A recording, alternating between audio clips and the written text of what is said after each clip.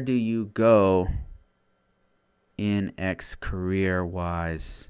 In career-wise, if you are tired of being a ISO and don't want to do SCA work. So the question is, where do you go in your career if you're tired of being an ISO, which I was there before. I've done that, been there, done that. And you don't necessarily want to do SCA work. What do?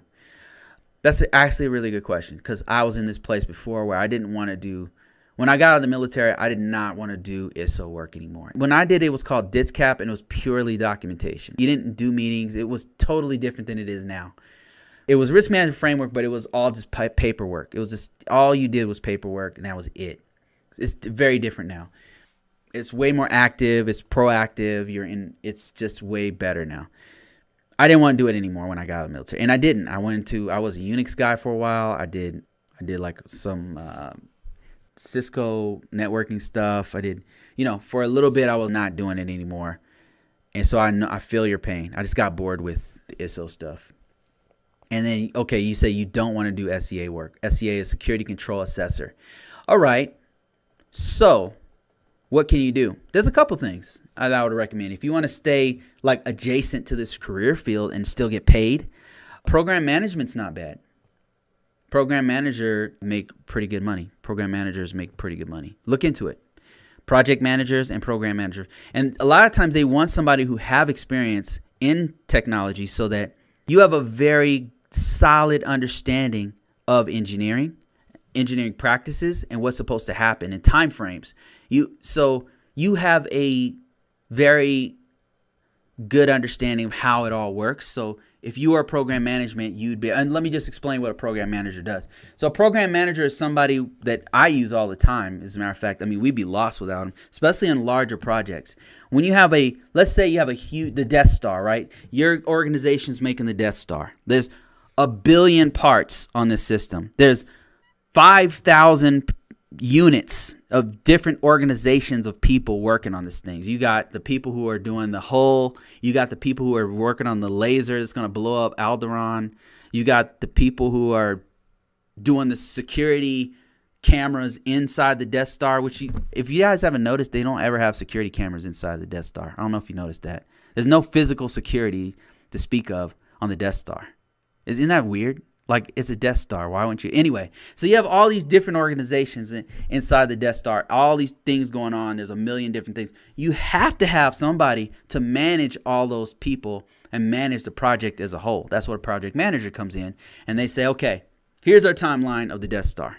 We've got Darth Vader gave us 1 year to put this damn thing together. The Emperor's up our ass. We got to get this done. We got 1 year. Okay, so the first thing that needs to be done is this.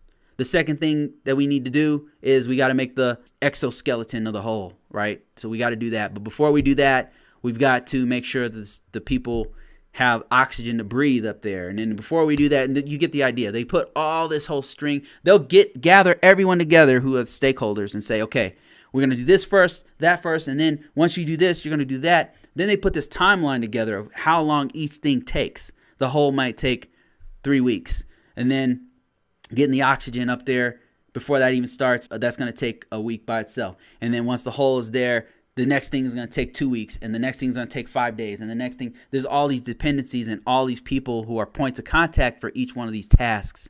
And it gets so big, like all these tasks can get so cumbersome and so huge that you literally need a professional to manage all those tasks. And then you meet weekly or sometimes daily, monthly, whatever. You meet on a regular basis, and the program manager is leading that meeting. And they don't necessarily know what the guys who weld the hull together, they don't know what that guy does. All they need to know is how long it's going to take, and are you done yet, right? And then the next thing is the laser guys. The laser guys need to put the beam inside of the hull before they put the exoskeleton on or whatever, right? They don't need to know how the beam works and if it's particle physics or whatever. They just need to know, okay, how long is it going to take? Is there anything you need before you start?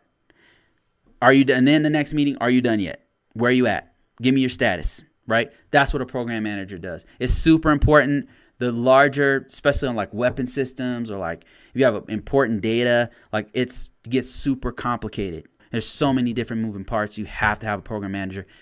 That job pays pretty good. That's one thing that I would highly suggest if you're interested in it. It's not very super technical, but it's something that you should probably look into if you want to continue to make the kind of money that an ISO or an SEA works. It makes pretty close, if sometimes it even makes more. So that's something I would seriously consider. I think that's it, guys. I appreciate you guys. Navi, I see your question here. I don't have an answer. That's why I didn't read it. But thank you guys so much for showing up. I'm going to try to do these on a more regular basis. I just have so much stuff going on with life that I just have not been able to do these like I normally do. And I would like to do more of these because, I like doing them. So, all right, guys.